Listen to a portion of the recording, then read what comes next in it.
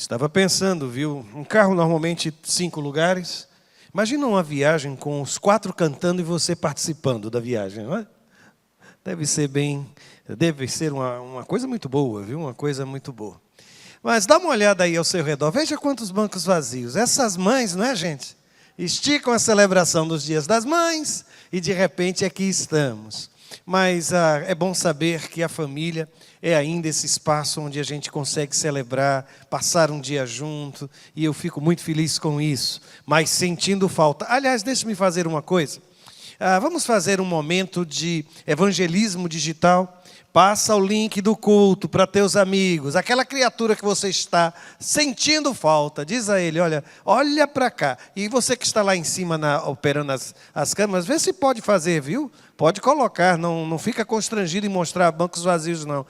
De forma alguma, porque eu tenho certeza que o Senhor reuniu neste lugar aqueles a quem Ele vai dirigir a sua palavra abençoada. O tema da palavra de hoje já está aí, não é? O amor tudo suporta. Eu confesso que eu até pensei em formular uma outra frase, mas como é uma declaração extremamente delicada e nos causa impacto, eu preferi ficar com o texto da forma como aparece em 1 Coríntios, capítulo 13. Porque se alguém lhe dissesse isso, provavelmente fora deste contexto, se esta palavra não estivesse no livro sagrado, eu acredito que a sua primeira reação seria questionar. É verdade que o amor tudo suporta, mas eu tenho a obrigação de suportar o insuportável? Onde está o meu limite e o meu amor próprio? Aí iríamos começar a ter alguma dificuldade. Mas eu vou dizer-lhes, o problema ainda é mais sério, porque o texto sagrado não diz somente isso. Eu separei aqui 1 Coríntios capítulo 13, versículo 7, quando diz, o amor ele tudo sofre, o amor, ele tudo crê, o amor, ele tudo espera, e finalmente aparece aqui, não é? O amor, ele tudo suporta.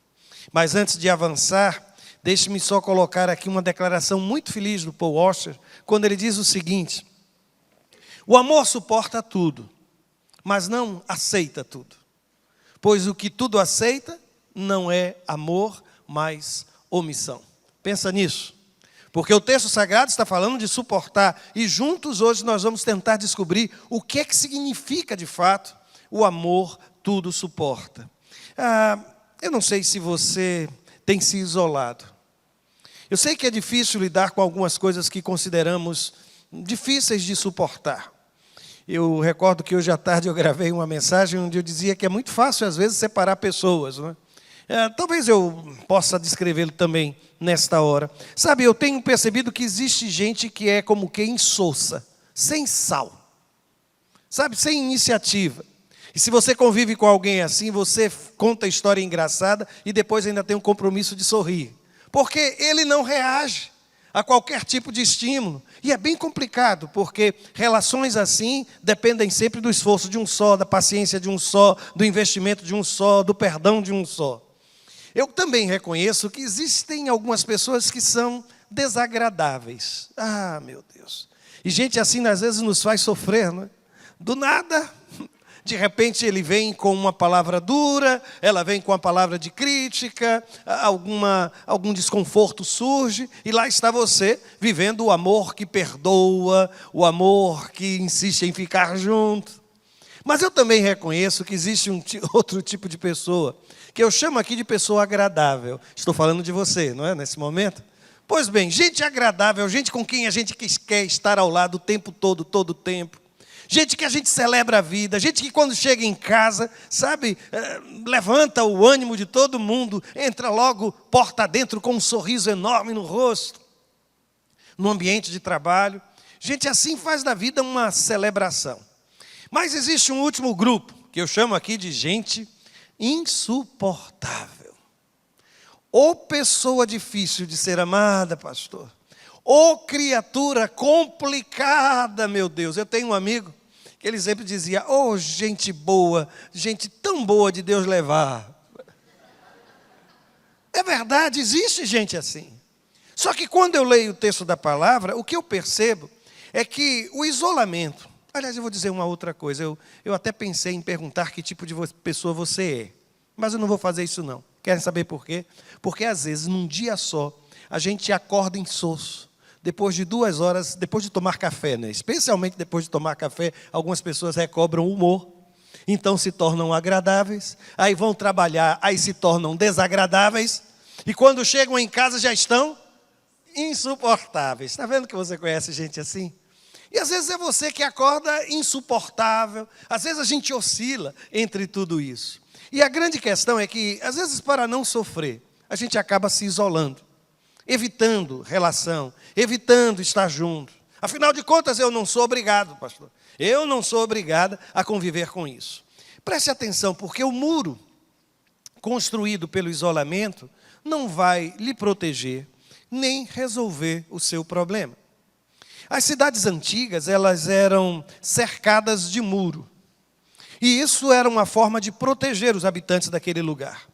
Só que quem faz um muro em redor de uma cidade não consegue enxergar o que está do outro lado. E então, nas antigas cidades, havia uma figura chamada atalaia. E esse atalaia, ele ficava lá em cima no muro. E era ele os olhos de toda a cidade. Era ele quem enxergava, por exemplo, a aproximação de uma caravana de mercadores, ou até a aproximação de um exército inimigo. E ele não podia abandonar o posto, porque ele era os olhos daquela gente. É por isso que eu insisto, às vezes a gente se isola, cria-se um muro de proteção, e às vezes não percebe que a gente está perdendo a visão do outro lado. A gente tem tanto medo de quebrar, nem que seja um pedacinho só de nossa muralha, dos muros que nos protegem. O interessante é que o apóstolo Paulo, ele não fala somente desse amor que tudo suporta, no texto de 1 Coríntios 13. Ele faz isso pelo menos 2 outras vezes. E eu aqui separei estes momentos. Primeiro lá em Colossenses capítulo 3, versos de 12 a 14. Ele vai dizer assim: portanto, como eleitos de Deus, santos e amados, revistam-se de profunda compaixão, bondade, humildade, mansidão e paciência. Suportem-se uns aos outros e perdoem as queixas que tiverem uns contra os outros. Perdoem como o Senhor lhes perdoou. Acima de tudo, porém, revistam-se do amor, que é o elo perfeito. Mais tarde, em uma outra carta, em Efésios capítulo 4, versículo 2, Paulo repete a mesma orientação, só que para uma outra igreja. E vejam o que ele diz: sejam completamente humildes e dóceis e sejam pacientes, suportando uns aos outros com amor. Deixa eu descrever de uma forma bem curiosa um relacionamento. Relacionamento é um espaço onde 2 assumem um compromisso de se suportar mutuamente pelo resto da vida. Pastor, é isso? Eu vou insistir. Suportar é o mesmo que tolerar, sim. É o mesmo que exercitar a longanimidade, o fôlego longo. É manter a mansidão quando tudo me convida a explodir. Tolerar é muitas vezes perceber que ele não está num bom dia, que ela não está num bom dia, e você assumir, não uma atitude agressiva de resposta, mas respirar fundo, contar até quanto? Até 10, se precisar contar mais, pode contar, viu? Pode contar. E depois continuar a viver, sem perder a sua serenidade, sem se deixar perturbar. Agora, eu não sei se você percebeu, que em todos os 2 textos, em Colossenses e na carta aos Efésios, o apóstolo Paulo fala de suportar a partir de um princípio, que eu chamo aqui do princípio da mutualidade. O que é o princípio da mutualidade? Se você abrir em João capítulo 13, versículo 34, vai dizer que nós precisamos nos amar uns aos outros. O amor, ele precisa ser exercitado no convívio, com gente real. Por que eu estou dizendo isso? Porque eu tenho encontrado pessoas que dizem assim: mas eu amo todo mundo, pastor. Eu não tenho raiva de ninguém. E às vezes esse tipo de discurso encobre o fato de que não ama ninguém específico.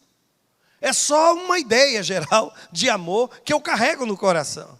Mas se isso não for bastante, o texto diz, olha, em 1 Tessalonicenses 4:1, consolai-vos uns aos outros. Em Tiago capítulo 5:16, ele diz assim, orai uns pelos outros. Em 1 Coríntios capítulo 12:25, ele diz que a gente precisa exercitar o cuidado uns dos outros, uns com os outros. Depois, no mesmo texto que mencionei há pouco de Tiago, capítulo 5:16, que fala sobre o compromisso de oração mútua, também fala de confissão.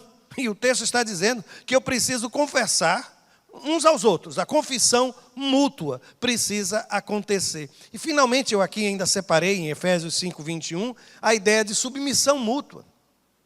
Que precisamos estar sujeitos uns aos outros. E olha, eu coloquei essas seis referências, mas existem outras. O que é que o texto está dizendo?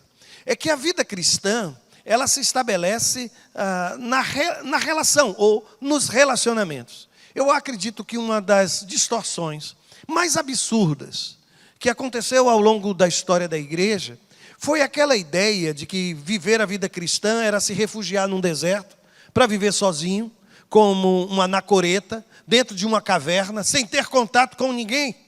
Eu não consigo entender o cristianismo nesse aspecto, dentro desse ponto de vista. Cristianismo é esse convívio, às vezes difícil, muito difícil. É essa família que quer exercitar o amor, mas ao mesmo tempo convive com tantas dificuldades. É nesta hora que eu me lembro de Provérbios capítulo 27, verso de número 17.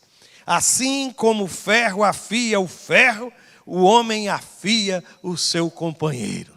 E é nessa hora que eu vejo a bênção que é o atrito, irmãos. O atrito é uma bênção. E sabe quando é que não existe atrito? Quando existe distância. Quanto maior a distância, menor o atrito. E quanto mais distante, é impossível até qualquer tipo de atrito. Mas quanto mais perto... Aí você fica me perguntando, mas pastor, por que com ele? Por que com ela? Por que com essa criatura que você convive todo o tempo todo? Essa proximidade. Você percebeu o que aconteceu na pandemia? Que eles falaram sobre aquela coisa da convivência elevada ao seu nível máximo e a exposição constante. Você ouviu falar da quantidade de casos de separação, de gente que não conseguiu suportar a hiperconvivência? Porque estar junto de alguém é experimentar desafios como o amor mútuo, a consolação mútua, a oração mútua, as dificuldades que certamente hão de vir. Agora, quando a Bíblia usa a expressão anekomenoi, que é a expressão grega traduzida por essa coisa do suportar, a palavra grega usada aqui, ela não aponta para uma obrigação, mas para o exercício de duas coisas. Primeiro, da paciência. Segundo, da misericórdia. E aqui um princípio básico. Se você pretende estabelecer um padrão de relação na sua família, faça a escolha certa. E aqui eu faço questão de fazer referência mais uma vez. Paciência e misericórdia não podem faltar na despensa de sua casa. Paciência e misericórdia. Às vezes as pessoas pensam que intimidade não é paciência mesmo. Às vezes as pessoas pensam que é beleza, não, é misericórdia mesmo, que sustentam a relação. Às vezes as pessoas vão pensar em romantismo, às vezes não, é paciência de novo, que vai manter uma relação estável ao longo da construção da vida. Você já percebeu quantas vezes você para assim, um momento em sua casa e diz, meu Deus, me dá paciência. Aí, resultado, ainda resta umas 10 horas para o dia chegar ao final, e Deus vai lhe dar a oportunidade de encontrar paciência em meio aos conflitos, em meio às dificuldades. É por isso que eu vim hoje aqui lhe dizer, sabe esse marido, sabe essa esposa, sabe esse pai que tem aquele temperamento complicado, aquela mãe que sempre fala, sabe aqueles irmãos complicados que você tem, aquele seu ambiente de trabalho? Eu vim hoje lhe dizer, você tem um desafio: suportar, tolerar, aguentar, e fazer disso uma grande escola, sabe, irmãos? Uma grande escola. Especialmente no ambiente familiar, deixa eu dizer-lhes uma coisa, em uma relação afetiva, esses papéis eles se alternam. Hoje eu sou aquele que suporta, amanhã serei aquele que precisará ser suportado. Eu não sei, hoje quem foi você no dia de hoje? Você foi quem suportou, pastor, o senhor não sabe de nada. Ou foi alguém que precisou ser suportado porque hoje você acordou pelo avesso. Sabe aquele dia que você diz assim, eu não devia nem ter saído da cama? Não devia mesmo, porque você passou o dia insuportável. E num dia das mães, ser insuportável, gente, é a pior coisa que pode acontecer. Toda celebração perde o significado. Tem gente em casa olhando agora para ele, olhando agora para ela, não foi? Que estragou o dia de vocês em família. Mas eu insisto, o amor ele nos convida a suportar. E às vezes quem está de fora não entende, sabe? Eu não sei como você suporta este homem. Eu não sei como você suporta esta mulher. Eu não sei como você suporta este filho. Qual é a explicação, gente? A explicação está no amor que tudo suporta. Mas eu vou adiante. Porque eu acredito que a família, ela precisa ser o nosso espaço de suporte emocional. Não estou falando de suporte psicológico, estou falando de suporte emocional. E a família precisa ser esse lugar. Suporte emocional é a prática do acolhimento, em forma de amor, em forma de aceitação, em forma de encorajamento, em forma de escuta durante a adversidade. A família precisa ser esse espaço de acolhimento emocional. Se alguma coisa de errado acontece comigo ao longo do dia, eu devo ter aquela sensação, meu Deus, eu quero logo voltar para casa, porque eu preciso falar sobre isso com ele. Eu preciso falar sobre isso com ela. Ao contrário do que muita gente hoje parece sugerir, saia de casa. Seu espaço emocional é lá na mesa do bar. Seu espaço emocional é caminhar na beira da praia. Sai de dentro dessa casa, vai lá fora, vai espairecer. Eu sou alguém que acredita que o meu espaço emocional precisa ser dentro de casa, ao lado dela. Sabe, ao lado dele, ao lado deles, e não longe. Eu sei que isso é desafiador, porque até aqui eu falei de suportar como a capacidade de tolerar. Suportar como aquela capacidade de manter a serenidade, o equilíbrio emocional em meio a uma tempestade. Sabe, eu falei de suportar como uma disposição de acreditar que as coisas podem ser diferentes, de caminhar uma segunda milha. No entanto, essa palavra que mencionei há pouco, anekomenoi, ela é a junção de duas outras palavras. Separa as duas, por favor, em um movimento. Essa primeira palavra, aneko, ela tem o significado de para cima. E o menoi tem a ver com permanecer. O que o texto está sugerindo? Que suportar é permitir que o outro continue para cima, continue erguido. É mais ou menos isso aqui, olha. Anekomenoi é isto. Este microfone, ele continua para cima, porque este pedestal serve para ele como um suporte. Você consegue entender o que é também a ideia de suportar? É você oferecer o ombro e dizer, eu não quero ver você no chão. Eu casei com você para ser a sua adjutora, eu casei com você para ser o homem que vai cuidar de você, como Cristo ama a igreja, é assim que eu quero lhe tratar. Você é o meu filho, é bênção de Deus, eu não quero ver meu filho passando por algo assim. Você é o meu pai, você é a minha mãe. O que é que eu posso fazer? E quando a gente estabelece esse princípio de suporte mútuo, quando eu encontro no ombro da pessoa a quem amo, todo o aconchego, gente, os mais antigos tinham uma canção, não me tomem como profano, mas que dizia assim, encosta a tua cabecinha no meu ombro e chora. Todo mundo lembrou da canção. Todo mundo lembrou da canção. Porque às vezes é somente isso que a gente quer. Um ombro para encostar a cabeça e chorar. E família precisa ser esse espaço de resgate emocional. Sabe, esse espaço onde eu me sinto apoiado, escutado, validado. O outro na minha relação precisa ser esse espaço onde eu me sinto gente, onde eu me sinto... E sabe por que eu estou dizendo me sinto gente? Porque a gente se sente assim quando se sente amado.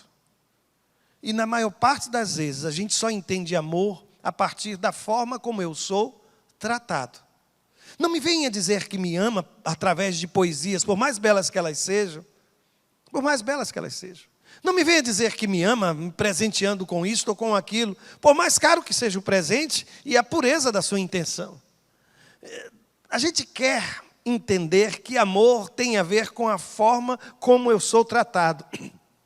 E aqui, eu trouxe alguns exemplos bíblicos. Você já pensou em Noemi voltando para Israel, depois de ter perdido os filhos, depois de ter perdido o marido, sem condição alguma financeira, e ela ouve da nora aquela declaração que lhe diz: olha, não me enche para que te deixes, eu não vou sair de perto de você. Para onde quer que você for, eu vou. Onde você deitar para dormir, ali será o meu lugar de repouso. O teu Deus será o meu Deus. Você já imaginou a importância desse acolhimento emocional? Quando alguém vem de uma série de perdas. E deixa ele dizer, Ruth não estava numa outra situação. Ruth não estava gozando de uma situação confortável financeira. Ela também havia perdido seu marido e seus sonhos. Mas de repente ela olha para a sogra e diz: eu não vou sair do seu lado. Isto é acolhimento emocional. Você se recorda de Abraão e Ló? Ló deu muito trabalho ao tio Abraão. Desde que saiu de Ur dos Caldeus, os dois estavam caminhando juntos. A Bíblia diz que chegou um momento, inclusive, que Abraão entrou em guerra para libertar o sobrinho. Houve um instante em que os pastores de um e de outro começaram a ter contendas. Abraão disse: olha, eu não quero ter problemas com você. Você é o meu sobrinho. Nós somos irmãos, nós somos família. Faz o seguinte, você quer ir para onde, meu filho? Você quer ir para a direita? Então vá, que eu vou para a esquerda. Você quer ir para a esquerda? Tá bom, vá, eu vou para a direita. E mesmo depois de ter passado por tantas situações difíceis, sabe o que a Bíblia diz que Abraão resolveu fazer quando os anjos de Deus lhe disseram que Sodoma e Gomorra seriam destruídas e o seu sobrinho estava ali? O que ele fez, gente? Ele dobrou os joelhos e lutou com Deus em oração, dizendo: Senhor, e se tiverem só tantos justos, tantos justos, tantos justos? Sabem por quê? Porque ele queria ver o seu sobrinho preservado. Isto é família. Deixa eu lhe dizer mais. Você se lembra de Maria e Isabel?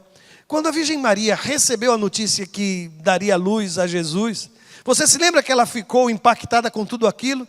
Para onde ela foi? Ela correu para a casa de Isabel, e a Bíblia diz que ela passou meses ali.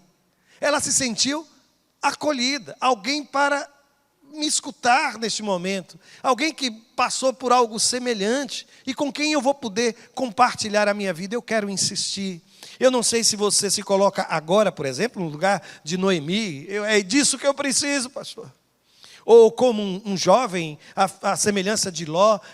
Pastor, eu sei que eu tenho dado muitas dificuldades, mas eu preciso de um Abraão na minha vida. Ou então você se coloca no lugar de Maria e diz: pastor, eu tenho sido surpreendido por muitos desafios, mas eu tenho buscado uma Isabel que me traga uma palavra de conforto e consolo. Tudo bem, mas o grande desafio não é encontrar alguém como Ruth, alguém como Abraão, alguém como Isabel. É ser uma pessoa à semelhança de Ruth, que olha para aquele outro que está atravessando uma situação extremamente complicada e oferece apoio. O grande desafio é ser um Abraão, sabe, na vida daquelas pessoas que já lhe causaram muitos problemas, mas que você aprendeu que o amor, ele tudo suporta. Sabe, é ser tal qual Isabel e dizer a Maria que a sua casa está aberta para recebê-la. Fica tranquila, aqui você terá o meu apoio. Deixe-me dar-lhes algumas sugestões para isso. Como é que eu posso transformar o meu ambiente familiar, a minha relação com os meus pais, com os meus filhos, entre os irmãos, em algo saudável? Eu vou lhe dizer, a primeira coisa: escute. Eu vou repetir. Aliás, diga comigo, vá bem separando as sílabas, vai. Escute. Ok. Você consegue perceber o poder que tem essas palavras? O que a Bíblia nos diz em Tiago sobre escutar? A Bíblia diz o quê? Que todo homem esteja pronto para ouvir, tardio para falar, tardio. Você já aprendeu isso. O que a gente faz? A gente faz o movimento inverso. Primeiro a gente se ira, se irrita. E porque irritado e irado, o que a gente faz? A gente fala. E fala muito. Depois que a gente já se irritou, falou, o que a gente costuma fazer com o outro? Agora diga. Diga alguma coisa. Você vai ficar assim me olhando com essa cara? Não vai me responder nada? A ordem é inversa. Se eu quiser que a minha família se transforme em esse espaço de acolhimento emocional, eu preciso começar a exercitar os meus ouvidos. Uma escuta simpática, uma escuta acolhedora, uma escuta empática. Sabe, aquela escuta de alguém que para o que está fazendo para lhe ouvir. Que escuta você com o corpo inteiro. Que separa tempo para... Pode dizer, minha filha, pode dizer, meu filho, pode falar comigo. Sabe, a gente precisa acabar com essa história de que alguém para falar com você precisa usar outra pessoa para chegar aos seus ouvidos. Você já se colocou no lugar de seu filho que não consegue falar com você e que manda recado através de seu pai, ou através de sua esposa, ou através de seu marido, através de uma tia, através de um amigo, através do pastor? Em muitos momentos do exercício do ministério pastoral, eu me senti assim. Parecia que era um pedido de socorro. Pastor, por favor, fale com meu filho. Pastor, por favor, fale com meu marido. Pastor, por favor, fale com a minha mulher. Eu vou lhe pedir em nome de Jesus, escute. Escute. Agora, eu vou continuar. Deixa eu lhe dar uma segunda sugestão. Fale. Porque não há nada mais cruel, às vezes, do que o silêncio. Eu sei que existe virtude no silêncio, eu sei. Mas só que a Bíblia diz que há tempo de falar e tempo de calar. Só que a gente cala na hora que deveria falar e fala na hora que deveria calar. Ponha para fora. Sabe aqueles muros? Não, pastor, não vou falar não, porque se eu falar...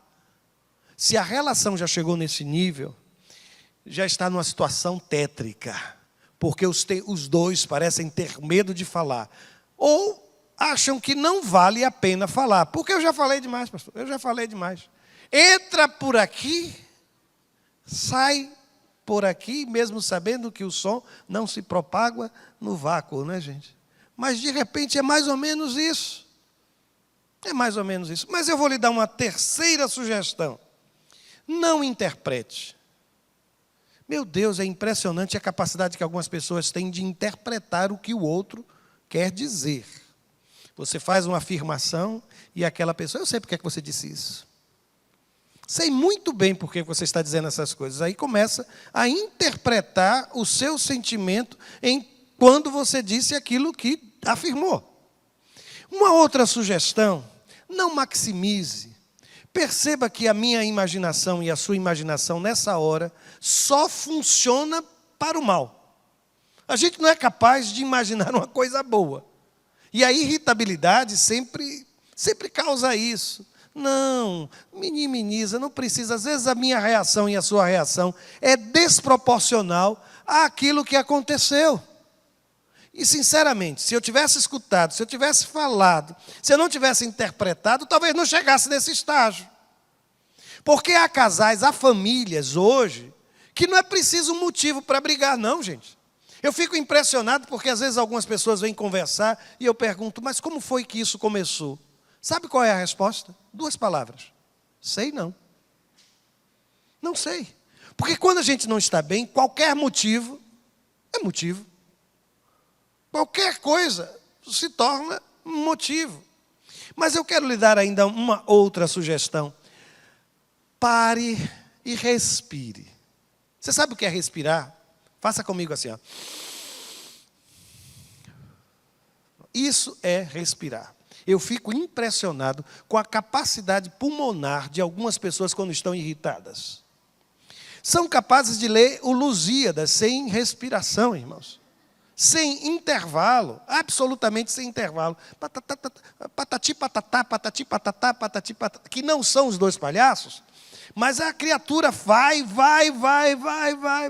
Por favor, pare um pouquinho, respire. A vida também precisa de pausas, sabe? Diálogo precisa de pausa. Não, peraí que eu ainda não terminei. Não, você agora vai me escutar. Tenha cuidado com a forma como você acaba se expressando. Uma outra sugestão extremamente prática. Não faça a leitura da mente do outro. Se você tem este poder, se este é o seu superpoder, ganhe dinheiro com isso em outra coisa, mas não na sua relação afetiva. Sabe? Querer ler a mente do outro, eu sei o que é que você está pensando. Eu sei muito bem o que é que você está pensando. A leitura da mente em momentos de embate, de discussão, ela não contribui em nada para aquela coisa do acolhimento emocional.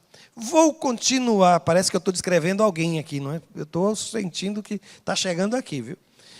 Pare de esperar e concluir o pior. Pare de esperar o pior, de concluir o pior. Às vezes, e aqui eu vou dizer algo até que nem pensava em dizer, mas, por favor, não brinque de pedir separação. Não brinque de divórcio. Não coloque a separação de vocês num lugar comum. Não comece a usar isso em toda e qualquer situação. Até o microfone acabou. Pediu divórcio.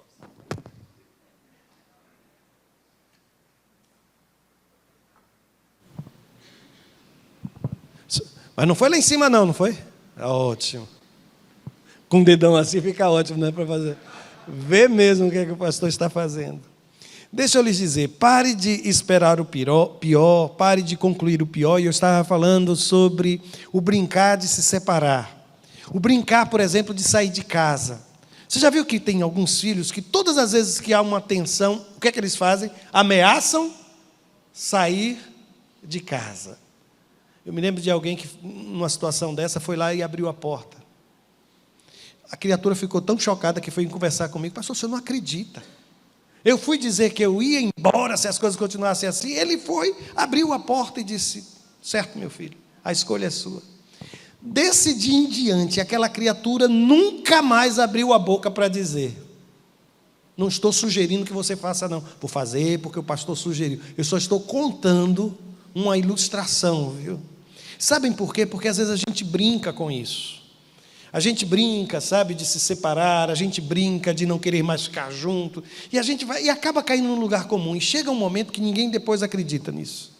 Nem você mesmo, nem o outro. Eu vou mais adiante. Não especule. Você sabe o que é especular? Isso é porque ele já tem outra. Isso é porque ele já tem outra. Isso é porque ela está querendo já realmente se separar. Ele fez isso. E a gente começa a dar asas à imaginação. A imaginação nessas horas não voa, ela rasteja. Uma outra sugestão que eu acho de todas talvez a mais difícil. Coloque-se no lugar do outro. Você já parou para perguntar por que seu filho tem reagido dessa forma? Você já parou para perguntar por que a sua esposa tem estado assim, tão calada? Por que ela tem ficado tão infeliz? Por que aquela menina por quem você se apaixonou, ela se perdeu ao longo dos anos? Por que aquela criatura que na época nem usava um bigode, agora está com aquele bigode charmoso, já todo grisalho? Sabe, por que ele se tornou essa criatura ao seu lado? Por que ele fala sobre isso? Porque às vezes, sabe, a gente não percebe a vida a partir dos olhos do outro. E é nessa hora que a gente precisa aprender que conviver com alguém é suportar. Suportar. Oferecer suporte, oferecer apoio para que ele permaneça bem, de pé. Às vezes tolerar algumas situações complicadas e difíceis, mas porque nós estabelecemos uma aliança como família. Mas de todas as sugestões que eu quero dar a você na noite de hoje, Esta daqui é a de todas a mais poderosa. Ore. Peça a Deus discernimento. Peça a Deus sabedoria. Você já percebeu que você pode discutir com ele, com ela, em oração? Nunca fez isso? Você pode discutir com alguém orando. Você está aqui respondendo a criatura, enquanto ele fala, você está: oh meu Deus, tem misericórdia de mim. Abençoa, Senhor. Não permita que eu perca o controle das minhas palavras. Quebranta esta mulher, quebranta este homem, meu Deus. Oh meu Deus, abençoa meu filho. A gente ora antes de conversar, a gente ora durante a conversa e a gente ora depois que conversou. A oração, ela precisa ser a nossa arma contra todas as ciladas do inimigo, irmãos. Existe sim uma conspiração no mundo de hoje contra a família. Eu estou dizendo algum absurdo? Nunca percebeu isso? Nós estamos vivendo uma guerra, irmãos, contra valores e princípios que emanam da palavra.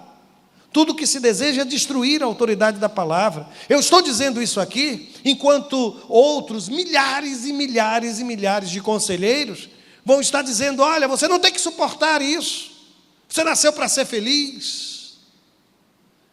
Você tem direito à felicidade. Você precisa se libertar disso o quanto antes.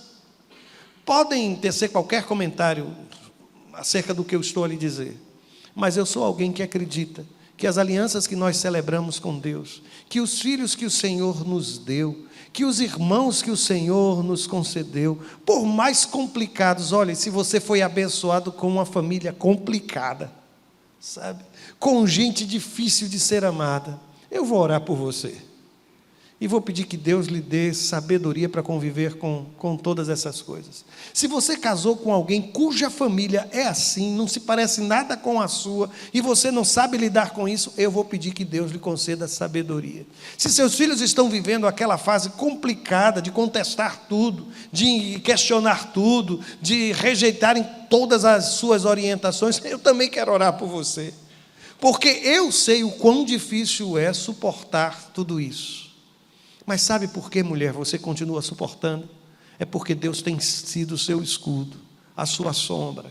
Você sabe, homem, por que você tem suportado tantas dificuldades? Porque Deus tem estado ao seu lado. Sabe por que o seu olhar terno não foi destruído em relação aos seus pais, apesar de tantas coisas que vocês viveram? É porque Deus tem estado com você.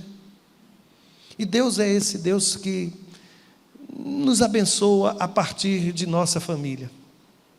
E querem saber? Está escrito: o amor, ele tudo sofre. E eu não sei o que é que você tem sofrido. Não sei o que é que tem lhe causado dor. Mas o texto sagrado diz, não é que o amor seja sofredor. É que o amor é o que nos dá estrutura em meio ao sofrimento. É o que nos deixa de pé. Quando a Bíblia diz que o amor tudo crê, não é que o amor me idiotize e eu passo a acreditar em Chapeuzinho Vermelho, em Coelhinho da Páscoa, em príncipes que virão enquanto eu estiver adormecida e me despertarão com um beijo. Não é isso. É que quando a gente ama, a gente acredita que as coisas podem ser melhores. No meu relacionamento, eu preciso exercitar a fé. Eu preciso dizer a Deus: Senhor, a minha família não é minha, é tua. E eu creio, em nome de Jesus, que eu não casei para viver, me desculpa a expressão, viu, irmãos? Eu não casei para viver neste inferno. E eu quero ser feliz aqui, dentro de casa. Eu quero ser uma pessoa boa, é aqui, para os meus. Quando a Bíblia diz que o amor, ele tudo espera, é isso que ele tem em vista. De que o amor, ele alimenta essa esperança. E quando a Bíblia diz que o amor tudo suporta, você já aprendeu. O amor é o que nos concede aquela fôlego dobrado para continuar suportando situações complicadas, situações difíceis. Eu não sei quanto tempo você levou em oração para alcançar determinadas vitórias em família. Eu costumo sempre pensar, sabem, que aquelas coisas que a gente pede para a nossa vida profissional, o período, o processo ou os processos são mais curtos. Aquelas bênçãos que nós pedimos e que estão relacionadas à família, normalmente os processos são mais longos. Sabe por quê? Porque tem a ver com gente. E quando eu falo em gente, gente que é livre para fazer também suas escolhas, para acreditar deste ou daquele jeito.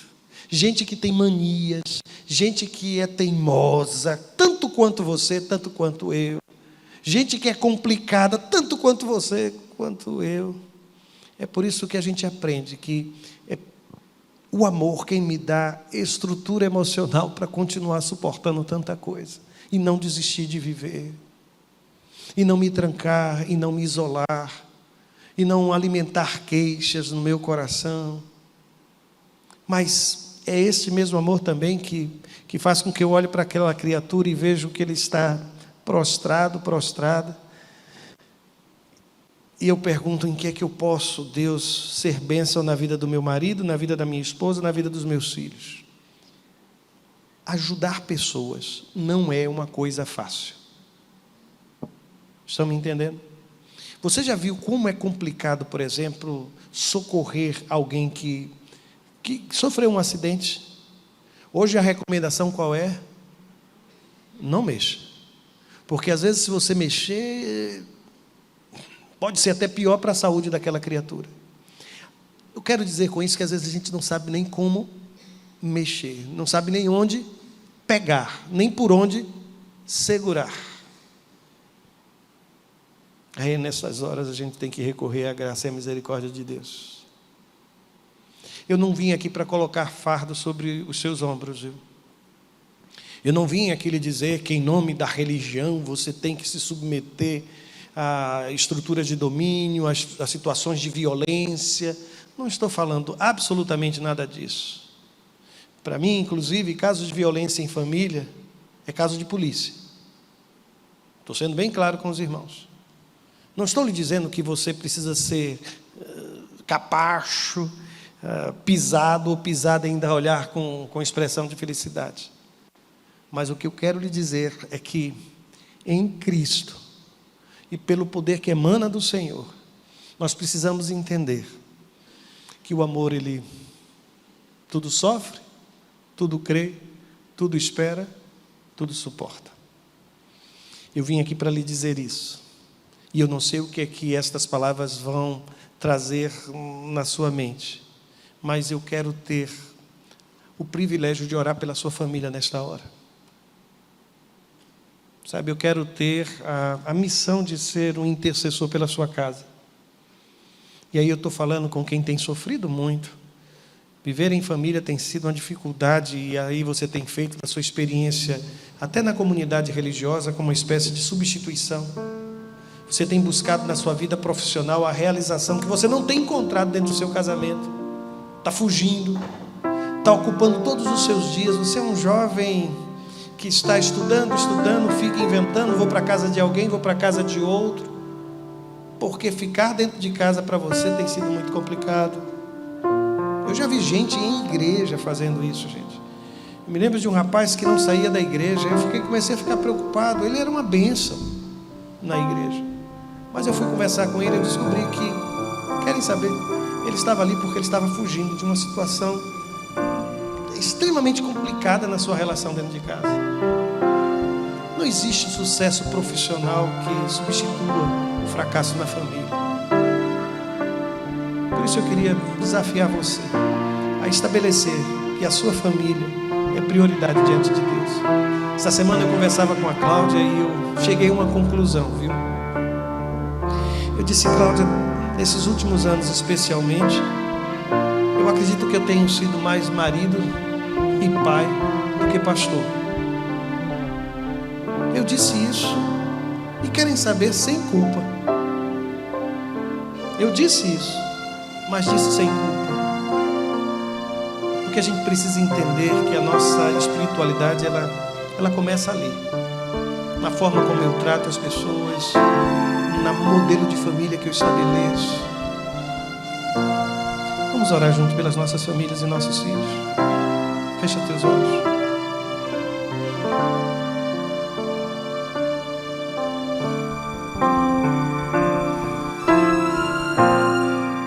quero colocar palavras nos seus lábios.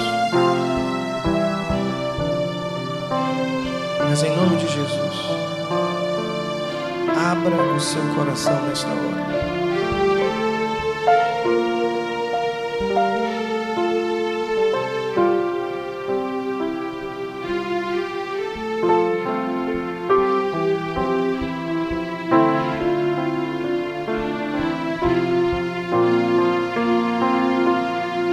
Pai, nesse momento eu quero interceder por aquelas famílias que estão no limite, Pai, da paciência, da misericórdia.